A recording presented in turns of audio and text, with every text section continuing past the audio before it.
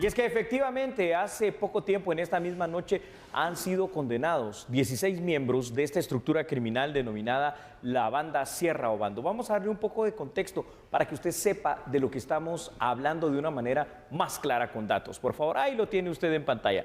La banda denominada Sierra Obando estaba integrada por agentes y también por exagentes de Policía Nacional Civil, es decir, ya desde ahí empezamos bastante mal. Según el Ministerio Público, esta estructura habría operado, Sandy, desde el año 2001 hasta el 2013. En su forma de actuar y de operar, lo que hacían era engañar a las víctimas, diciéndoles que tenían una orden de aprehensión, usaban trajes similares a los de la Policía Nacional Civil o del Ministerio Público, secuestraban a las víctimas, posteriormente exigían un rescate.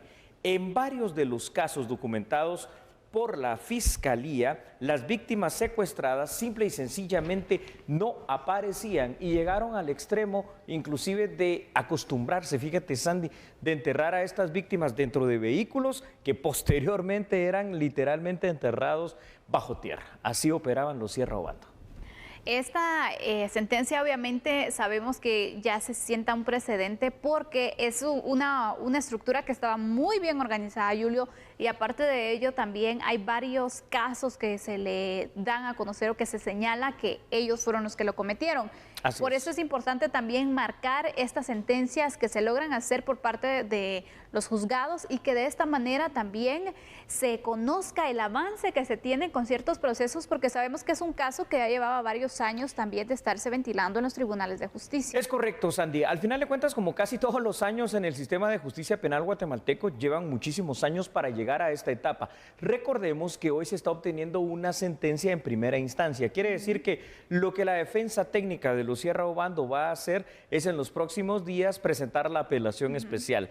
Ahí habrá que conocer qué es lo que decide Sala de Apelaciones y posteriormente, en todo caso, si les es denegada la misma, que eso es aparentemente lo que debería de pasar, pues tendría todavía derecho a una casación. Fácilmente estamos hablando todavía de unos 5 o 6 años más. Y aunque las sentencias incluyen penas de varios cientos de años, que eso puede parecer una situación bastante dura y bastante ejemplar, que de hecho lo es, ¿verdad? Nadie dice que no.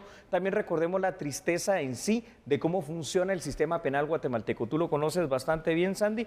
Te podrán poner una pena o imponer una pena de 800, de 700, de 200 años, pero efectivamente la ley penal guatemalteca solo permite cumplir 50 años de privación de libertad.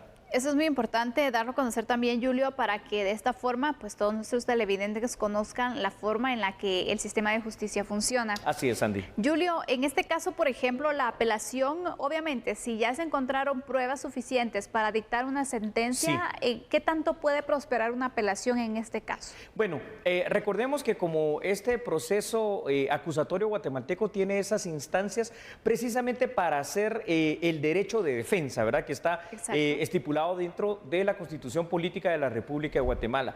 La posibilidad de que una apelación especial en un caso tan trascendental como el de los Sierra Obando pueda prosperar es bastante difícil, porque al final de cuentas parece ser que la evidencia es muy contundente por parte del Ministerio Público. Sin embargo, siempre queda abierta esa posibilidad de que pueda anularse la sentencia o de que pueda dictarse un reenvío. ¿Qué es un reenvío? Que se repita la fase del juicio oral y público si se encuentra que hubo algún error técnico en la situación procesal penal del juicio oral y de todo el proceso en general. Pero esto va a ser bastante complicado, Sandy. Lo que pasa es que es simple y sencillamente su derecho. La cuestión es cómo controlar que no existan en este momento otras estructuras criminales similares a los Sierra Obando, enquistadas dentro de la misma estructura policial. Es que esto es lo dramático. Exactamente.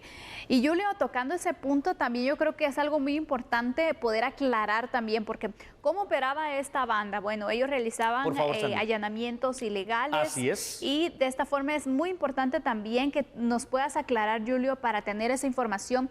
¿Qué se necesita? O, por ejemplo, si alguien con uniformes de la Policía Nacional Civil, porque como sabes también que son exacto, ¿verdad? ¿Cómo te engañan? Oficiales que sí son pues propiamente de la policía. Entonces, ¿qué necesita un agente para poder ingresar a mi casa a hacer estas órdenes de allanamiento? como lo hacían los Sierra Obando. Mira qué bien lo que preguntas, porque lo voy a contestar de dos maneras. La primera, si me permites, presentando unos datos. La segunda también, si lo permites, y así va a ser, con la Constitución Política de la República de Guatemala. Veamos, por favor, estos datos en pantalla con el apoyo de nuestra producción. Y es que es impresionante, Sandy, porque la banda Sierra Obando es señalada de haber desaparecido a varias personas y de montar, imagínate tú, puestos de registro falsos para raptar a las víctimas. Aquí es donde empieza la situación perversa, porque cualquier ciudadano guatemalteco pudo o puede eventualmente, si hay estructuras que funcionen de esta manera, ser engañado.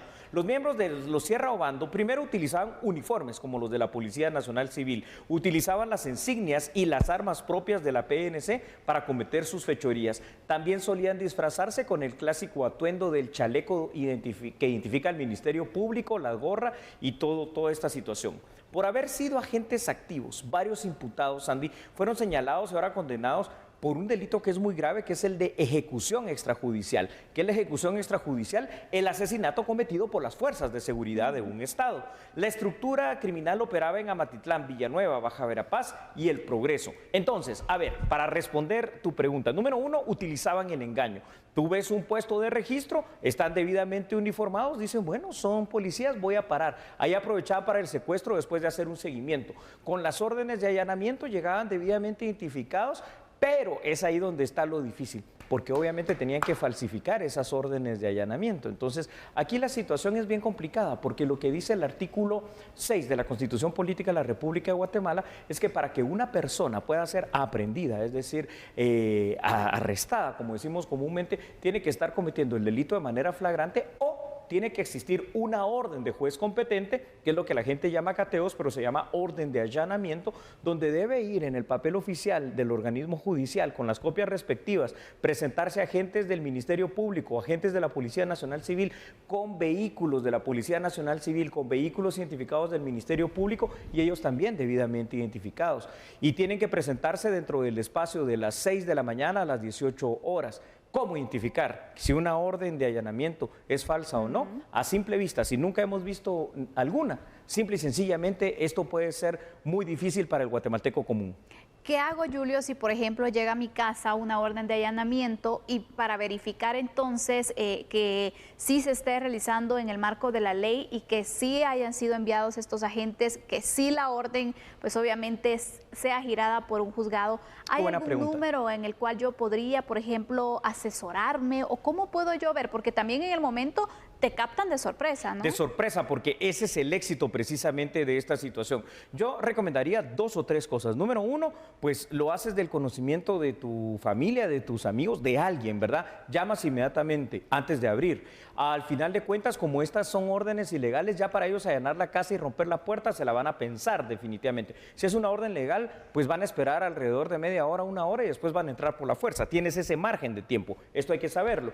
Número 2, llame por favor a la Policía Nacional Civil al 110 y diga, mire, está pasando esta situación y entonces quiero saber si efectivamente esta orden está girada en contra mía, se lo van a decir. Y número 3, llame a su abogado de confianza, es decir, que hayan más personas que estén alertas de esta situación para evitar caer en un engaño, porque al final de cuentas es muy fácil. Y por estas situaciones es que hubo varias víctimas también, varias personas que cayeron entonces en estos allanamientos y puestos de control ilegales. Esto es lo que ha pasado entonces, los Sierra Obando han sido sentenciados, veremos qué pasa en este proceso legal y por supuesto usted se va a enterar aquí en TN23. ¿Hacemos una pausa, Yuri? Sí, Sandy, solo dame 10 segundos. Una cosa que hay que regular en los 11 reglamentos que tiene la ley de la PNC es precisamente cómo deben de estar identificados, puestos y a la vista los puestos de control legales, porque por eso es que hay este descontrol. Vamos a la pausa. Ya regresamos entonces, hablaremos al volver de la niñez migrante. Así que no cambie porque nosotros somos a la medida.